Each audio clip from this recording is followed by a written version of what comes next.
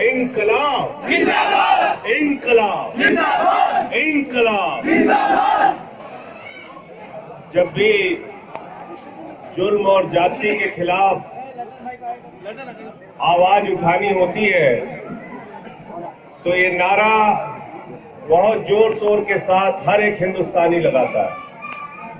वो चाहे हिंदू हो, मुसलमान हो, सिख हो, ईसाई हो, अगर जुल्म और जाति के खिलाफ कोई आवाज, कोई नारा लगाना होता है तो सबसे पहला नारा आता है इंकलाब, इंकलाब, इंकलाब।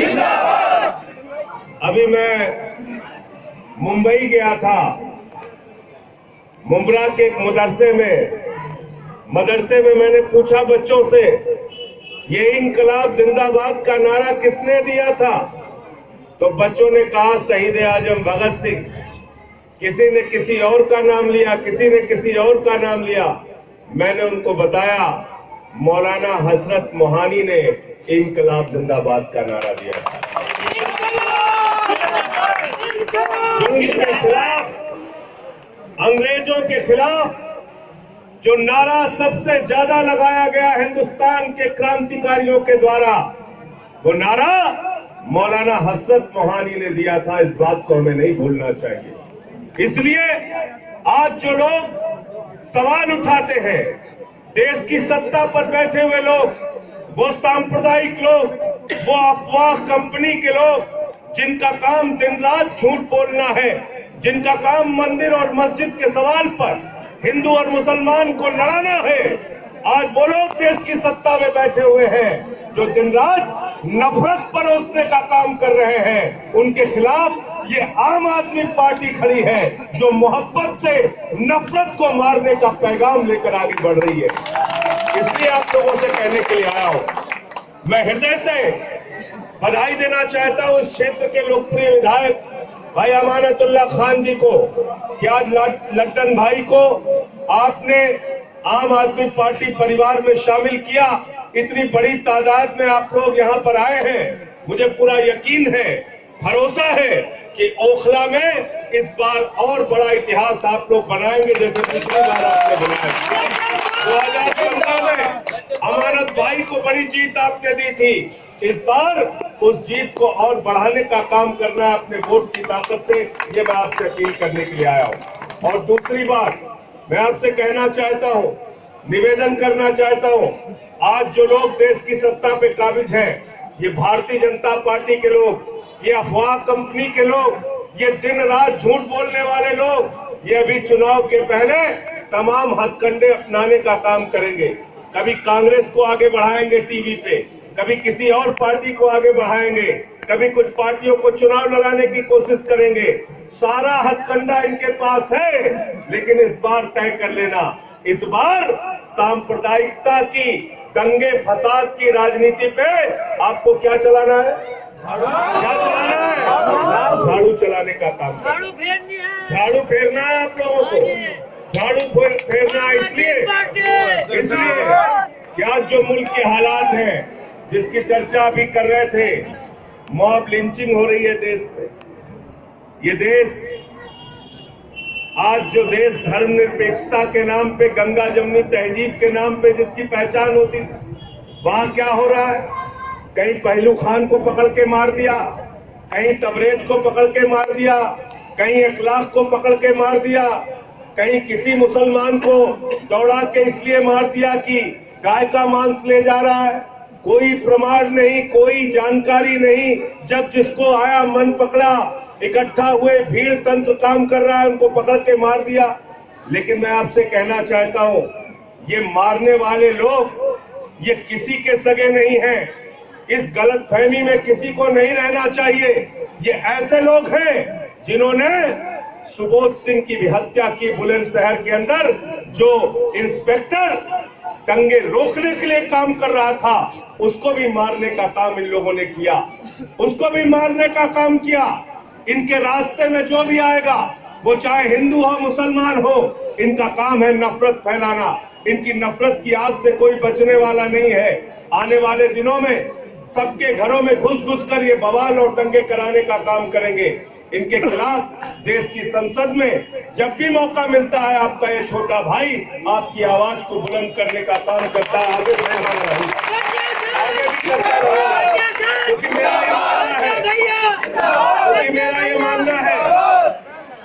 मेरा ये मानना है कि राष्ट्रपिता महात्मा गांधी का जो संदेश है, एक आंख फोड़ने के बदले दूसरी आंख फोड़ने की होड़ में अगर लगोगे तो पूरी दुनिया अंधी हो जाएगी। इसलिए मोहब्बत से नफरत को मारना है। आज जो इनकी सियासत चल रही है, लोगों को बांटने की जो राजनीति इनकी चल रही है, उसको एकजुट होकर मारना है। हिंदू अपनी सांप्रदायिकता के खिलाफ बोले और आपके बीच में जो लोग गुमराह करने आए उनके खिलाफ आप आवाज उठाइए। योगी आदित्यनाथ की गुंडागर्दी के खिलाफ, भाजपाइयों की गुंडागर्दी के खिलाफ संजय सिंह लड़ेंगे और आपके बीच में अगर कोई गलतफहमी पैदा करने की कोशिश करता है तो अमानतुल्लाह उसके खिलाफ लड़ेंगे।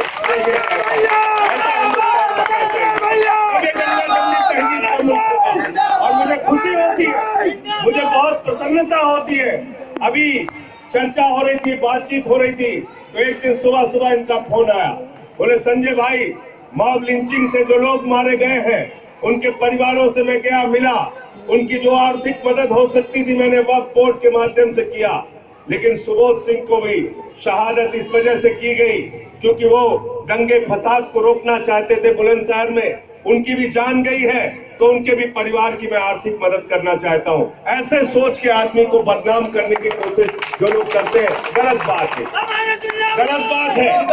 इसलिए याद रखना, किसी के खिलाफ भी जुल्म हो, वो चाहे हिंदू हो या मुसलमान हो, अगर ये सांप्रदायिकता की राजनीति अगर उसको बदनाम करने की, उसको दबाने की कोशिश करेगी, उसके ऊपर हमले करेगी, उसके खिलाफ बोलने की, मुकदमे लिखने की, जेल में डालने की कोशिश करेगी, तो हमको और आपको मिलकर उसकी लड़ाई लड़नी पड़ेगी। ये हाथ में हाथ बांध करके हमको संकल्प लेने की जरूरत है।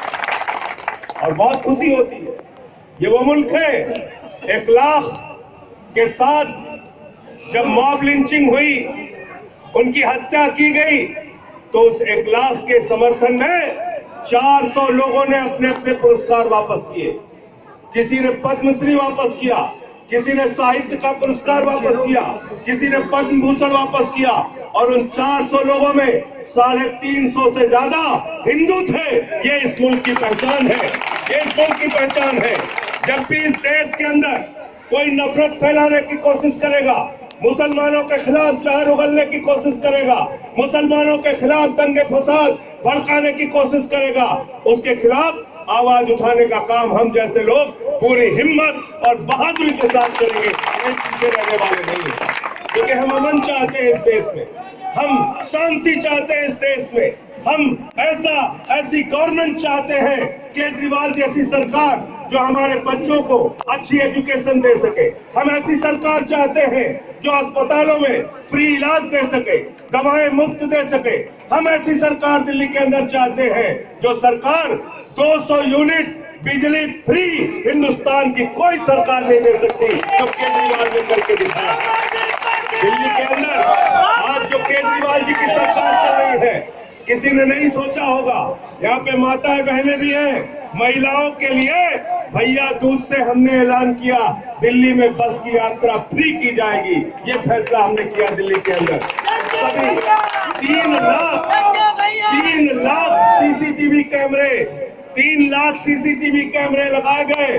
प्रधानमंत्री जी, केजरीवाल के कामों में आप रोक लगा सकते हो, भारतीय जनता पार्टी के लोगों तुम हमारे कामों में रोक लगा सकते हो, लेकिन जरा मुझे बताओ, जो 3 लाख सीसीटीवी कैमरे लगाने का काम केजरीवाल जी ने किया, प्रधानमंत्री जी की भतीजी के साथ जब छिनैती की घटना हुई, उनके साथ लूट की घटना हुई, तो केजरीवाल द्वारा लगाए गए सीसीटीवी कैमरे से अपराधियों को पकड़ा गया। हम सबके लिए काम करते हैं, हम सबके लिए काम करते हैं। हम अपराध रोकने की अगर बात करते हैं तो उसका फायदा सबके लिए है। हम एजुकेशन की बात करते हैं तो उसका फायदा एक एक दिल्ली वाले को है। हम अगर हॉस्पिटल को सुधारने की बात करते हैं, मोहल्ला क्लिनिक बनाने की बात करते हैं, तो सबके लिए हम सोचते हैं, दिल्ली की तरक्की और विकास के लिए सोचते हैं। लेकिन भारतीय जनता पार्टी अफवाह पार्टी, झूठ बोलने वाली पार्टी, क्या क्या वादे आपसे किए, अगर याद करने लगोगे तो हंसी भी आएगी और शर्म भी आएगी इस सरकार पे। कह रहे थे इतना काला धन लाएंगे, इतना काला धन लाएंगे कि हर आदमी के खाते में कितना पहुंच जाएगा, सबको याद है, कोई भूला नहीं। 15 लाख आ गए, 15 पैसे भी नहीं आए। नोटबंदी लगा के मोदी जी ने जो घर में आपके पैसा था वो भी बैंकों में जमा करा लिया। 100 लोग लाइन में लग के मर गए। नोटबंदी देश में कर दी, आर्थिक रूप से तबाही और बर्बादी आ गई। और दिन रात हमारे प्रधानमंत्री जी सिर्फ और सिर्फ झूठ बोलने का काम करते हैं। बिहार में गए तो कहने लगे तक्षशिला बिहार में है। अब बिहारी खोज रहा तक्षशिला कहाँ बिहार में। फिर कहने लगे सिकंदर जब बिहार में आया था तो बिहारियों ने मार के भगाया था। अब सिकंदर कभी बिहार गया ही नहीं। फिर हमारे यहाँ उत्तर प्रदेश में गए तो कहने लगे संत कबीर, बाबा गोरखनाथ, गुरु नानक देव जी एक साथ मीटिंग करते थे। अब तीनों के जीवन काल में 100 साल का अंतर है। फिर कहने लगे 125 करोड़ लोगों को घर की चाबी बांट दी। फिर कहने लगे नाले की गैस से आप लोग चाय बना लीजिए। जो मन में आता है हमारे प्रधानमंत्री जी अनाप शनाप बोलने का काम करते हैं। इसलिए इन झूठ बोलने वालों से सावधान रहना, इन अफवाह कंपनियों से सावधान रहना। ये ऐसे लोग हैं, इन लोगों ने 3 घंटे में गणेश जी को दूध पिला दिया। पूरे देश में 3 घंटे में गणेश जी को दूध पिला दिया।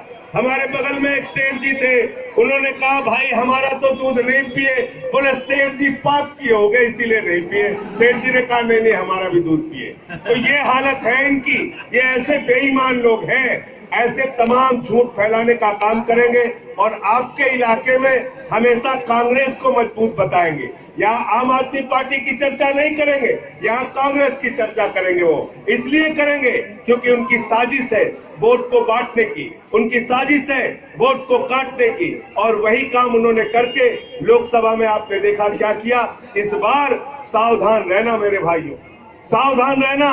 पूरे मुस्तैदी के साथ एक साथ एकजुट होकर हम लोगों को हाथ में हाथ मिलाकर ये तय करना है, जितनी बड़ी जीत आपने पिछली बार दी थी अमानतुल्लाह को, उससे ज्यादा जीत देकर आपको यहाँ से भेजना है।